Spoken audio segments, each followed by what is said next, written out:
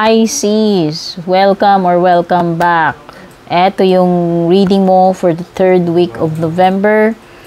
So, if you are new here at mahilig ka sa mga ganito, gusto mo maging updated sa mga readings ko, don't forget to subscribe sa aking YouTube channel and also pa-like and follow na rin yung aking Facebook, Instagram, TikTok. Send ka lang ng private message, Pisces, sa aking Facebook page kung gusto mo mag-book or mag-inquire about personal readings. Yung link at details nakalagay sa description. So, eto na yung silip sa iyong 3rd week. Ano ba tong posibleng paparating sa iyo, Pisces? Take note, Pisces, just a reminder, ito ay hindi tutugma sa lahat dahil hindi naman ito personal reading. So, kunin nyo lang ano yung mga tumutugma para sa inyo or nagre-resonate. Ano muna yung overall energy mo? Itong 3rd week, Pisces.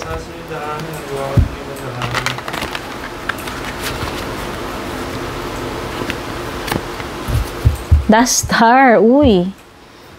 Ang ganda, oh. You are very inspired and positive about the future. O, diba? Hindi ka ikaw ay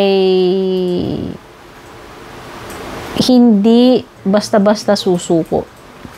No? Dito sa wini-wish mo, umaasa ka in the future na sakali. May possibility, may chance dito sa kung ano man itong wish mo o goal mo. O, ayan, o. Positibo ka eh. Optimistic ka.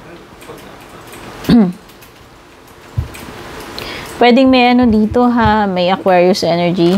Si Star, ayan, si Star card, nire-represent niya si Aquarius. So, pwede may Aquarius dito na makakadil ka. Okay. Very inspired ka dyan.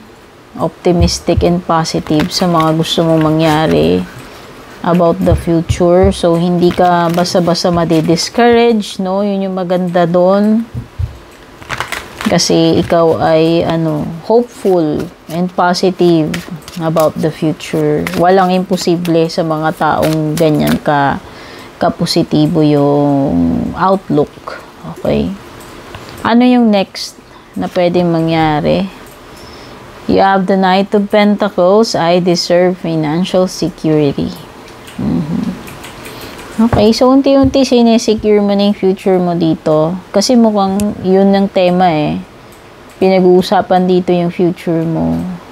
Pwede may mga plans ka dyan at unti-unti yung next para sa iyo kumbaga gumagawa ka na, making things happen tungkol dito sa future mo. No, unti-unti mo nang ginagawa, inuumpisahan, no? Kung ano man itong mga wishes or goals mo. Yun nga lang, si Knight of Pentacles is someone na mabagal yung sa lahat ng knights kung ikukumpara natin, siya yung pinaka parang stationary yung itsura So sabihin na natin, pwedeng mabagal yung progress, no? Pwedeng mabagal yung progress. Pero meron. At least ang importante sa iyo, ikaw ay positive about your future. Inspired ka. So, gagawin mo lahat, no? Mag-e-effort ka. Hindi ka mawawala ng pag-asa. Kahit na mabagal yung pag-usad. Ito yun. No? Kasi tingin ko, sinesecure mo dito, kabuhayan mo. Ayan, no? Financial security yung susunod na target mo. No, yun yung nakikita kong goal mo dito, Pisces. So, gumagawa ka na ng paraan, kumikilos ka na ngayon, nagpe-prepare ka na for your future or tinatry mo ng mag-effort na ma-fulfill itong wish mo or goals mo about yung kabuhayan mo, na ma-secure mo yung future mo or future mo ng asawa mo, kung may asawa ka na or may anak ka na or yung family mo, mga kapatid mo, pamilya mo, okay? Or kahit sarili mo, basta parang ang mo dyan, ang next goal mo is i-secure mo yun. Slowly but surely, naniniwala ka, positibo ka na magagawa mo yun. Yun naman ang importante.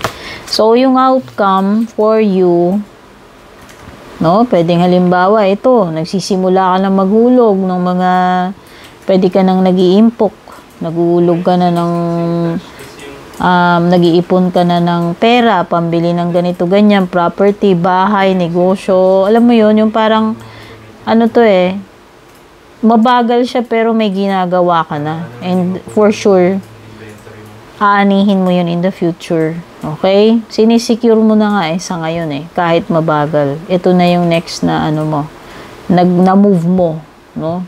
Yung pagsisecure ng future mo or ng future ninyo. So, yung magiging outcome mo is, wow!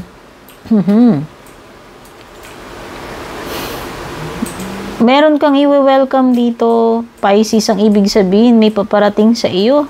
No? Whether opportunity to, sa love, or sa ano mo, sa career. Okay?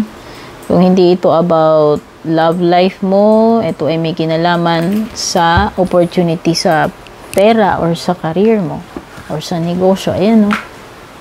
May welcome ka. Ibig sabihin, merong papasok, may paparating sa iyo. Maganda. O, diba? Ang ganda ng outcome. May mare-receive ka dito, may welcome ka, may tatanggapin kang paparating na bago sa iyo. Na maganda. Positive. Take note. Okay? Ang ganda. Pwedeng offer yan, ha? Pwede may offer sa'yo si universe. Whether love man yan or opportunity sa ibang bagay.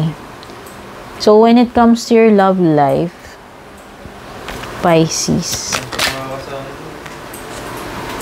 Wow, ang ganda. Oh, yan yung overall energy mo. Attraction, spark, and passion. No, di ba parang tumutugma dite? Sabi kasi dito sa outcome mo, yung patutunguhan nitong sitwasyon mo, merong paparating sa iyong maganda. May i-welcome ka. O, eto. Tingin ko magandang partnership ito. Romantic. Ayan, may chemistry kayo. No? Maganda yung chemistry ninyo. May attraction between you. May passion between you and this person. Ayan, chemistry, sparks. O, diba? Yun yung i-welcome mo. Panibagong, hindi ko alam kung, baka bagong ano to, romantic encounter or relationship na magiging maganda yung samahan ninyo. Yung kombinasyon ninyo nitong person na to. Diba? Ang ganda. So, ano pa ibang energies na pwedeng darating sa iyo? Ano pa?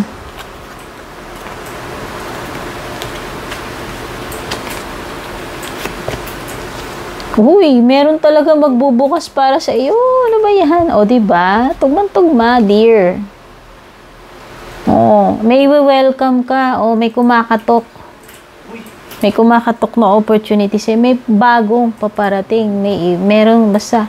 For sure, may magandang darating sa iyo. Pagdating sa romance, pagdating sa business, saka kung ano man. Ayan, opportunity. Kumakatok sa iyo. Itong 3rd week ng November. At meron ding something about family matters. Kung ano man to. Mga importanteng bagay tungkol sa pamilya mo. Pwedeng kaganapan o yung dapat bigyan ng attention, concern. Hindi ko masabi kung positive or negative, pero may kinalaman sa family. Okay? Naka-emphasize pagdating sa pamilya. At pagdating naman sa iyong closing message or advice, Pisces.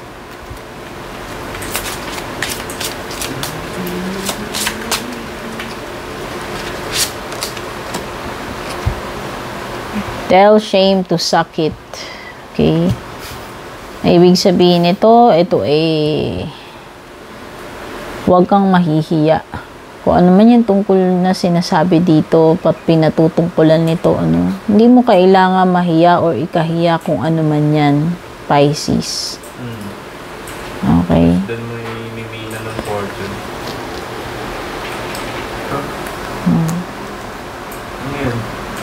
You are too beautiful, you are too lovely, you are too worthy para mahiya. Okay? Dapat walang room para mahiya ka or ikahiya mo ito. Hindi ko alam kung ano ba tong pinag-uusapan dito. Okay?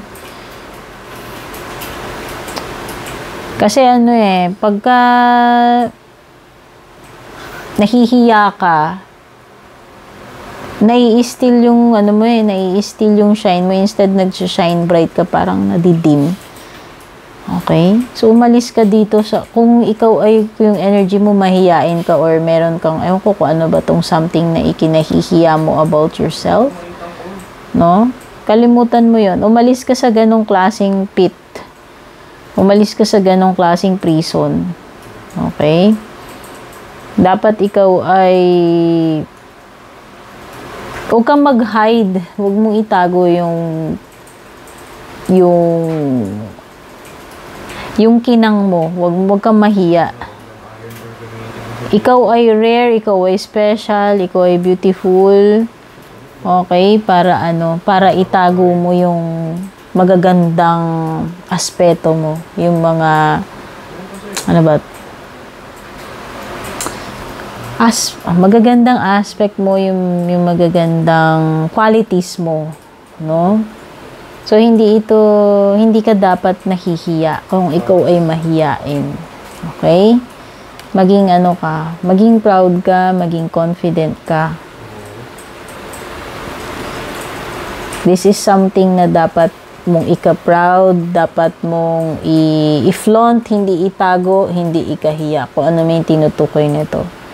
Okay? So, Pisces, ito yung 3rd week of November reading mo. Sana nagustuhan mo. Don't forget to like and share. Take care and God bless.